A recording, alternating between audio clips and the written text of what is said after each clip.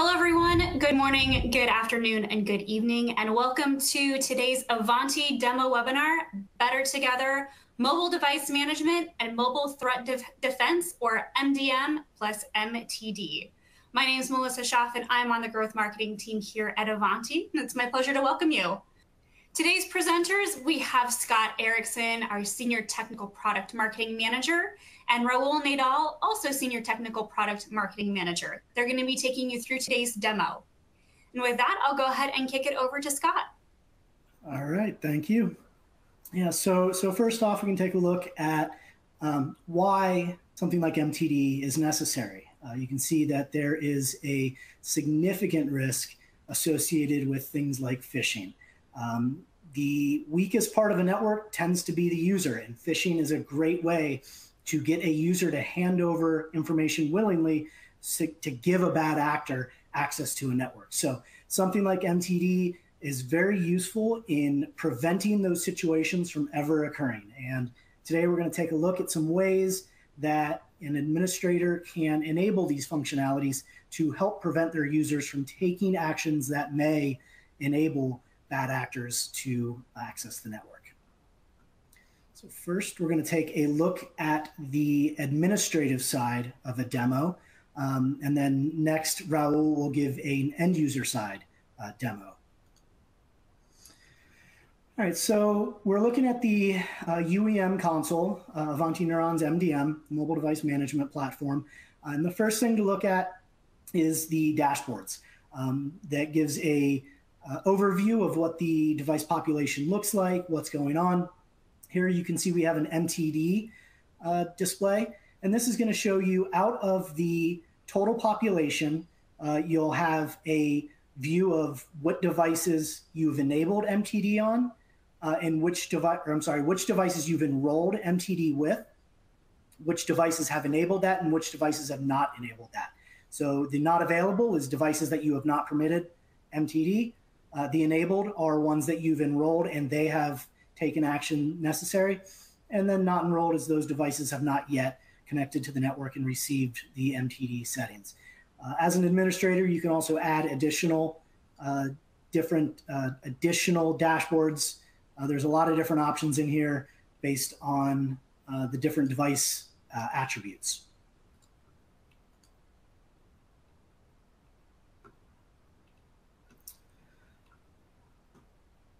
So next, we're going to take a look at the users and devices. Your device population is going to be separated by both users or devices. These are beneficial to break these things out so that you can apply different policies to different people or devices. So your users, you can have user groups by location, by type, however you define users in your organization, you can replicate that here, and then you can apply policies that way. Likewise, devices, you can separate out devices by what type of device they are, their age, their operating system, different device characteristics, stuff like that. So then you can, again, apply different policies more granularly to those different device populations. You can also, through the UEM platform, you can push different corporate applications that you want to manage onto those end users' devices that have enrolled. This helps give your users the specific mobile applications, the approved mobile applications that they would need for corporate activities. Next, we're going to take a look at some of the different configurations that will allow you to deploy the different MTD functionalities. So first, we're going to take a look at the MTD enrollment itself, or activation.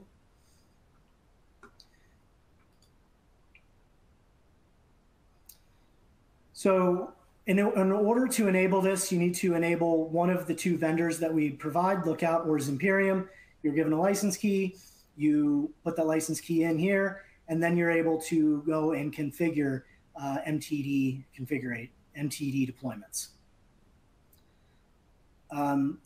One of the core configurations is going to be local actions.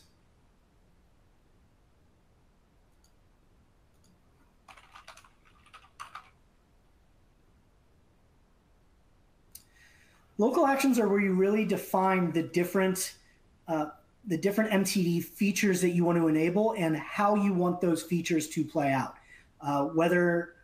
Which device threats you want to watch for, what actions you want to take based on those device threats. You can see that you have different abilities per threat. So it's not a find a threat, do this for all threats. You define specifically how you want to handle each individual threat based on what that threat is, the severity of the threat, the prevalence of the threat, whatever it may be. And you can see the different threats that are available to be protected against. It's a fairly comprehensive list of the different threats that exist in the mobile landscape.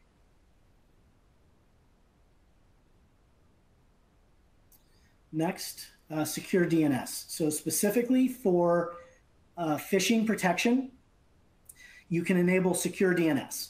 Secure DNS is important because a mobile device that has secure DNS enabled, sorry, let me open up the configuration.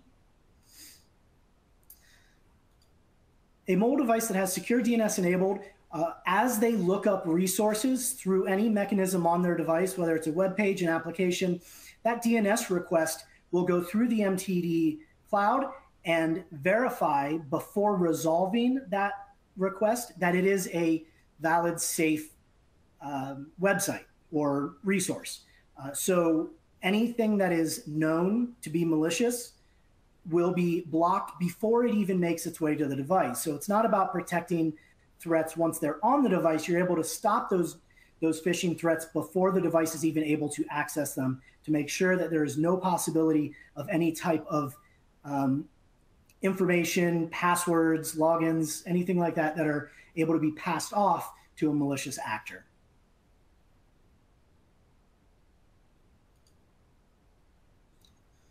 Next, we'll look at tiered compliance.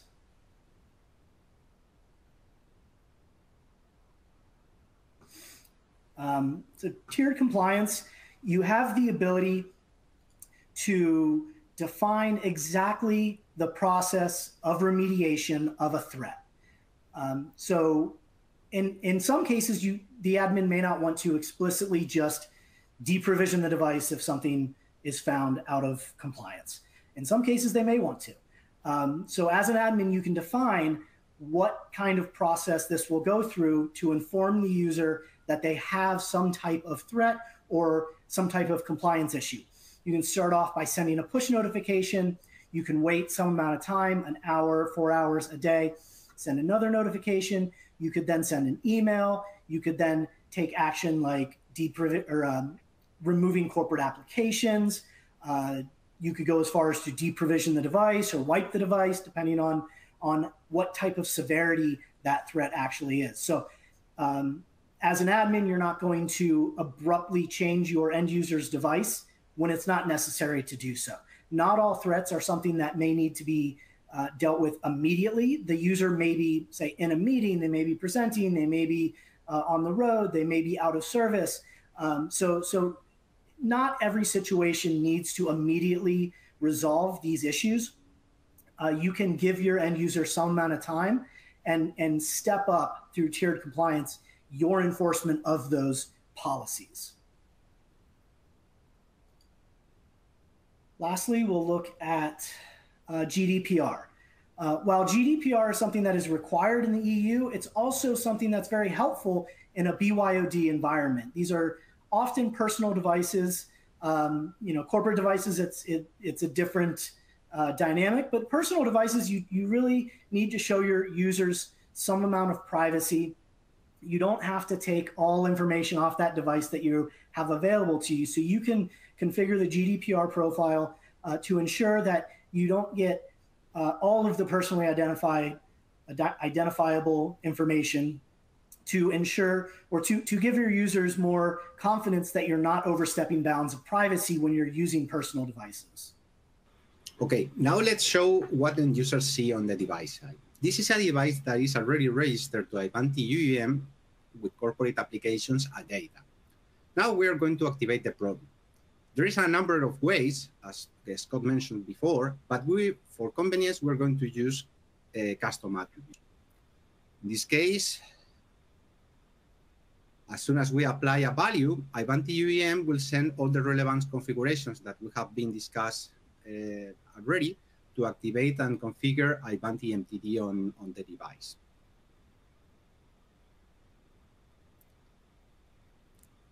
If we check on the device side, once that the new configurations arrives to the device, Ivanti MTD will get activated automatically and silent.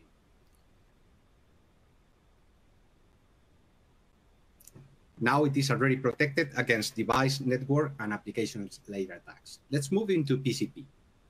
PCP stands for Phishing and Content Protection, and where we leverage Ivanti MTD Secure DNS to protect devices. On iOS devices only, it requires some small interactions, where the user is instructed to go to Settings Application, General, VPN, and Management, DNS, and select Ivanti MTD Secure DNS. That's all. Now, also the PCP protection is enabled on device, and administrators can force users to do these small interactions with compliance actions. The rest of the product is silently enabled already.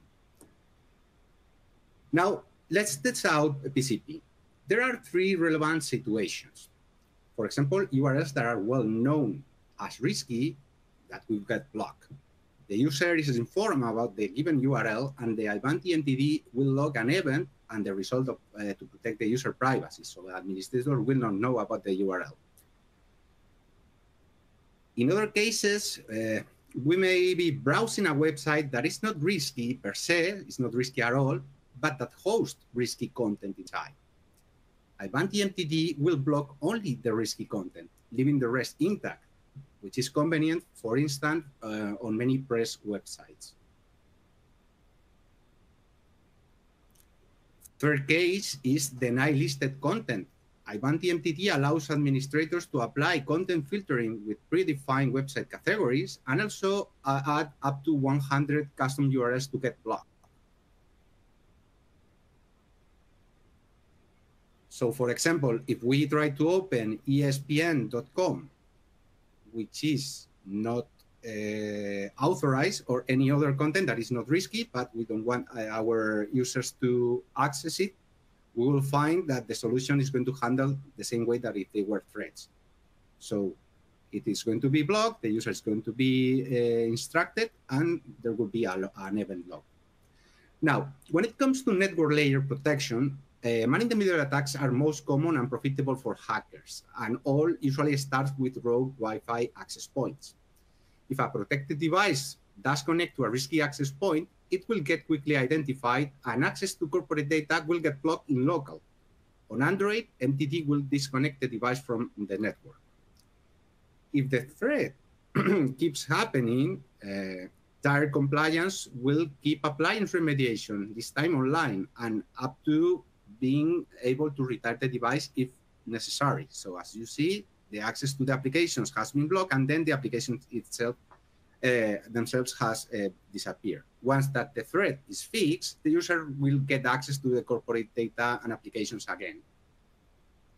So once that we get back all the applications, in the case of iOS, applications are removed when the device is quarantined. On Android, they are just hidden and isolated. If we open a corporate application, we will find that the access inside has been also pre-granted once again. So we are allowed to open it and get access to the service behind. This is the double layer of security that provides it's local and also online. Now, if a well-known risky application or an authorized application is installed to a protected device, regardless if it is not really attacking the device, the solution will identify it and will apply convenient tire compliance actions, from notifications first, then block access to applications, and so on and so forth, all to force the user to remove that application. We can apply the same logic to force users to enable PCP and other actions, for example, when the MTD is provisioned on iOS device. Once that the application is removed, the user will recover access to the corporate access apps and data once again. So user removes in this case, test flight that can grant access to applications that has not been tested, etc. Is just an example. Once that it is removed and the system knows, the user is updated, and the device will recover the access once again.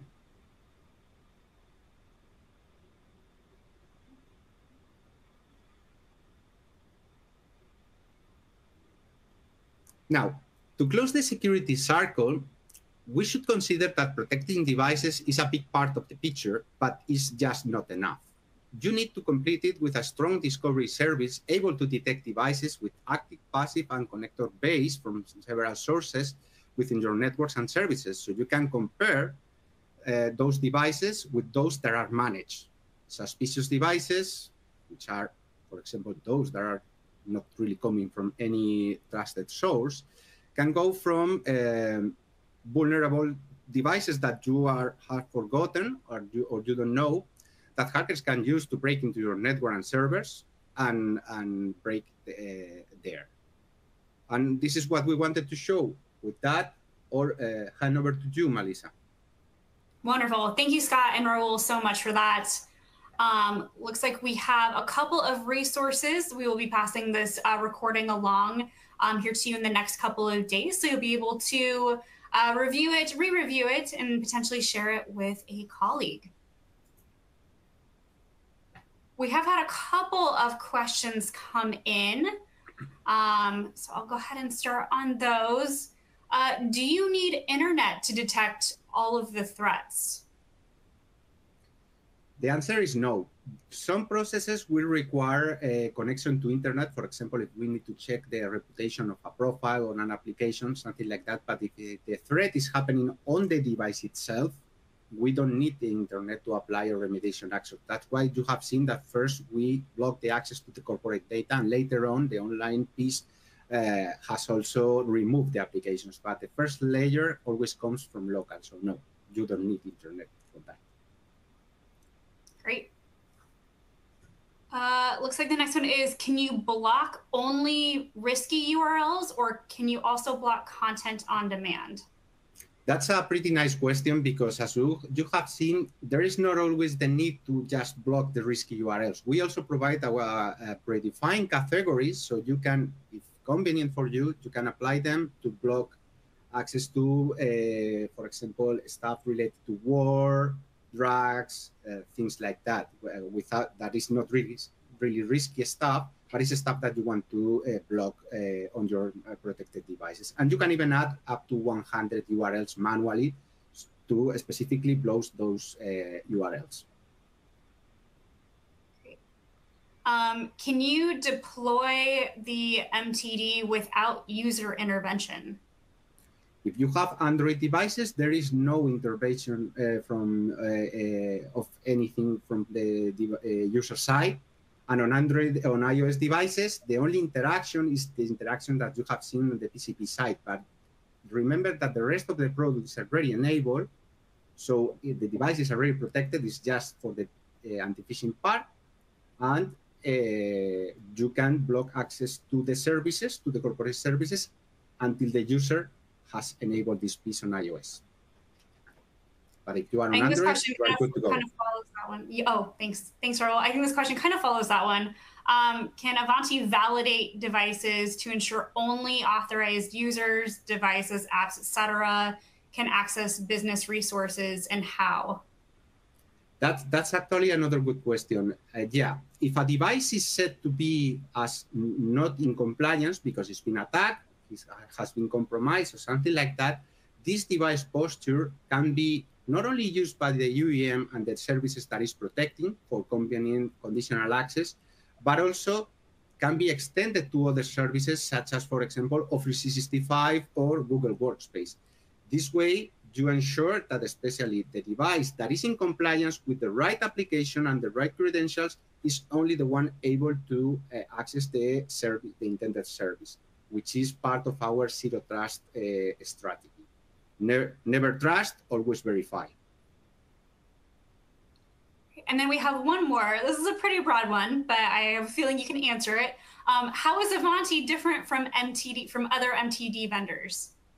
That's actually a good question, because there is a bunch of other vendors there, and we also have, let's say, part of them, because the engine of MTD comes as you have seen with Scott, from Simperion or from Lookout. The differentiator is that we have the SDK, the engine is part of the MDM client, which means that we don't need to talk really to the server to perform and apply detection and remediation actions. The MDM agent has the right permissions to perform all those tasks without requiring to call a different service to say, hey, please apply these remediation actions over the devices. This means that the remediation time is dramatically shorter than any other solution, which requires first to identify the threat, then talk to another solution in the internet, and then that third solution, which is usually a UEM solution, applies the remediation.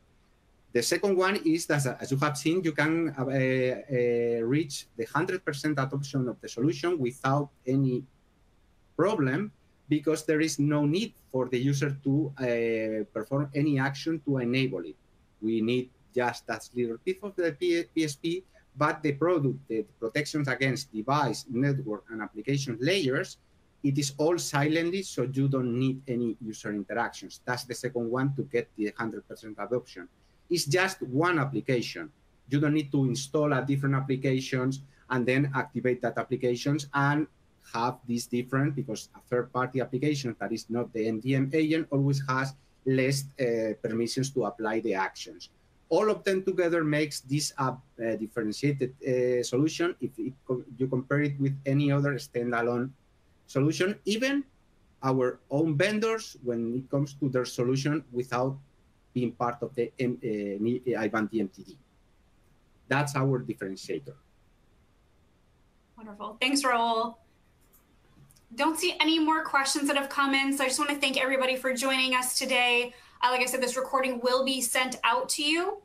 If you'd like to dive in further or get a customized demo, you can do so by visiting our website, Ivanti.com. Otherwise, thank you all so much for joining us today. This concludes the demo webinar presentation. Yeah.